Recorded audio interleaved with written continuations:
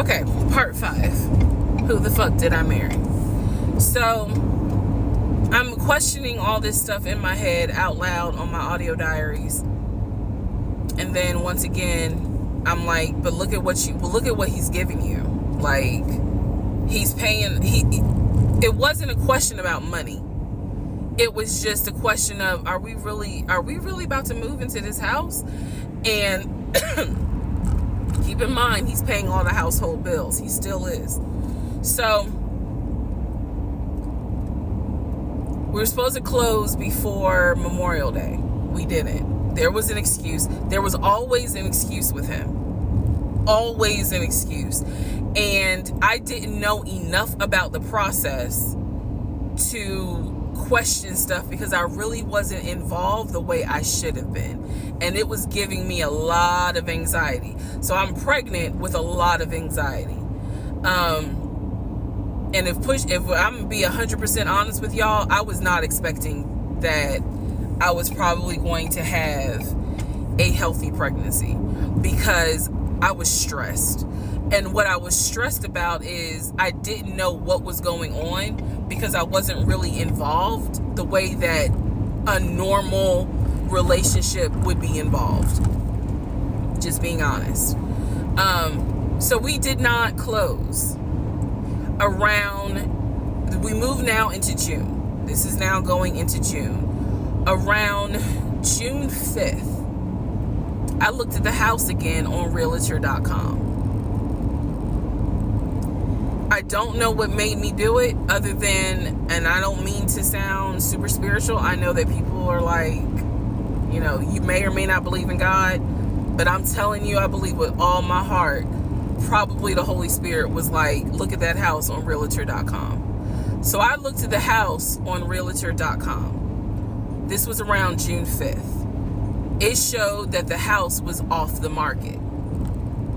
And I remember being like, okay, wait, what does that mean? What does that mean? Because ex-husband is telling me we're about to close on the house. We're about to close. It's our house. We got furniture, da-da-da, da-da-da, da-da-da. He's also telling me that he's been in contact with the realtor, his friend, who was telling him, this is what was happening next. Here's what's going on. So the guy that we initially worked with apparently is completely out of the picture. But again, I was not heavily involved. So I'm just like, let me look at the house. I see it's off market. What the fuck does off market mean? Like, now I'm really freaking out. So it shows the name of the real estate agent for the seller. I don't remember her name. I called her and I said, I said, my husband and I, even though I wasn't married, my husband and I were looking at this house at 123 Main Street. And we really wanted to tour it, but now I'm showing it's off market. Is it not available? Or, I pulled that card and she was like, oh, no, ma'am. The home closed yesterday. It closed June 4th. Again, there are certain dates I just remember. And I said, oh, it closed June 4th? I was like, really? And she said, yes, ma'am. She was like, my sellers sold the house. And I was like, oh, man, okay. Well, I said, my husband and I really wanted, we love the pictures of it. And we're getting ready to start a family. So I would have loved to have been able to, have the opportunity to see it. I asked her something. I don't remember the specific question I asked her. And I know why I asked the question, because I was anticipating that my boyfriend at the time was going to have some sort of excuse. So I asked her something about the buyers. And I remember, and somehow, again, forgive me, I don't remember the question I asked her. But the answer was that it was an older white couple. So I get off the phone with her. I record an audio diary, and in the audio diary, I specifically say, okay, there is no house. he's going to have to get out of this lie somehow. Because now I realize, at the very least, he was lying about him being the one who was under contract. I knew enough about that. So I was like, what, how is he going to get out of this? Again, I've listened to the audio diary in 2024. I literally said in that audio diary, how is he going to get out of this lie? And I was trying to think of ways on how he's going to do it. And something said to me, because I say it on the audio diary, I said, he's going to say it's a bad deal. And he's going to say he wants to pull out. Y'all keep in mind, I am pregnant. So I had a decision to make. As ugly as this decision was, I made the decision, you're about to have a baby with this man. He's paying all the household bills. Let him get out of the lie. And that's what I did. I purposely made the decision that I knew he was going to come back, and I knew he was going to give me some bullshit on why he couldn't buy the house, because he didn't know that I knew that house is already sold. The house is already sold.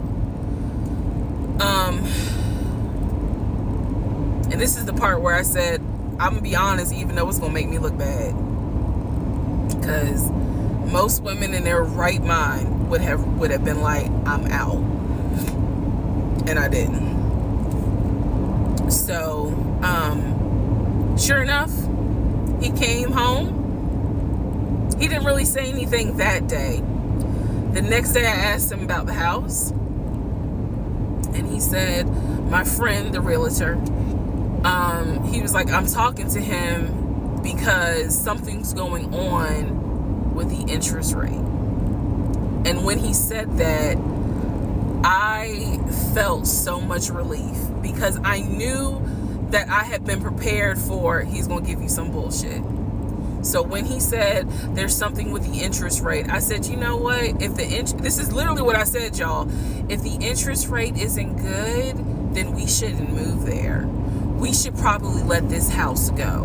We should cancel whatever furniture we ordered, or, appliances, and let's just look for another house. I said, I would like to be moved before the end of the year. I said, I really don't want to be 9 months pregnant moving into a house. I would like to be done with this before then. And the way I said it was so calm, and he was like, okay. He was like, I'm gonna call the friend, the realtor, and tell him I'm backing out of the house, and I'm gonna see if I can get my earnest money back. And I remember looking at him. I was standing in the kitchen, and I cocked my head to the side, and I said, okay, get your earnest money back, and let's find another house. And so that's how that first house fell through. So fast forward, I keep looking at this to see how much time I have, because they only give you 10 minutes. So this is part 5. Part 6 is coming up. But subsequently, what ends up happening the next week, which is mid-June, I was at work, and I started cramping, started bleeding. And at this point, my doctor, I had just had an ultrasound earlier that day. So I went to work, because the ultrasound was fine. I went to work, and the cramping and the bleeding started, and I started crying because I kind of knew what was going on. And my doctor had called me and told me that when they did the ultrasound, they did not see a heartbeat. So she was like, this pregnancy is not going to be viable. So I'm crying, hysterical, and now we're going to get into part 6.